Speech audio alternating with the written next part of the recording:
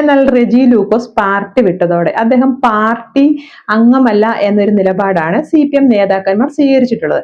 Party ചുമതലപ്പെടുത്തിയിട്ടൊന്നുമല്ല channel ചർച്ചകളിൽ റെജി ലൂക്കോസ് പങ്കെടുത്തത്. വഴിയെ പോകുന്ന ആർക്ക് വേണമെങ്കിലും സഹയാത്രികൻ സ്ഥാനം അവകാശപ്പെടാനാവും എന്നാണ് CPM കോട്ടയം ജില്ലാ സെക്രട്ടറി ഇതിനോടെല്ലാം പ്രതികരിച്ചിട്ടുള്ളത്.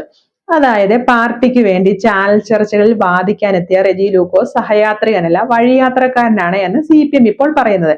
ഇതൊന്നും പൂർണ്ണമായി തള്ളിക്കളയാനും ആവില്ല. കാരണം ഇതിലൊക്കെ ഭാഗികമായ ചില സത്യങ്ങളുമുണ്ട്. ചാനലുകൾ രാഷ്ട്രീയ നിരീക്ഷകർ എന്ന ലേബൽ ഇരുത്തുന്നവർ എല്ലായ്പ്പോഴും രാഷ്ട്രീയ പാർട്ടികളുടെ പ്രതിനിധികളാവണമെന്നൊന്നുമില്ല. ഏതെങ്കിലും ഒരു പാർട്ടിയോടുള്ള അനുഭാവം മുൻനിർത്തി അവർ ചർച്ചകളിൽ വാദങ്ങൾ നിരത്തുന്നുമുണ്ടാകും.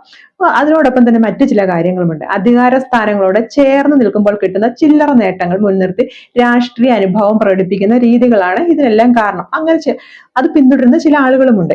ഇതേസമയം രാഷ്ട്രീയ പാർട്ടികൾ ചെയ്യുന്നതോ തങ്ങളെ ഉയർത്തിക്കാട്ടുന്നവരെ പുകഴ്ത്തുന്നവരെ അവർ അതെല്ലാം മുറ പോലെ ചെയ്തോട്ടെ, തങ്ങൾക്ക് നഷ്ടമൊന്നും ഇല്ലല്ലോ എന്നും വിചാരിക്കുന്നു. നമ്മുടെ ആളാണെന്ന ഈ ഭാവം പലരും ഉപയോഗപ്പെടുത്തുന്നുമുണ്ട്. ഒടുവിൽ ഇത്തരം മറുകണ്ഠം ചാട്ടം വരുമ്പോഴാണ് നമ്മുടെ ആൾ ഒരു വൻ ബാധ്യതയായി രാഷ്ട്രീയ പാർട്ടികൾക്ക് മാറുന്നതും.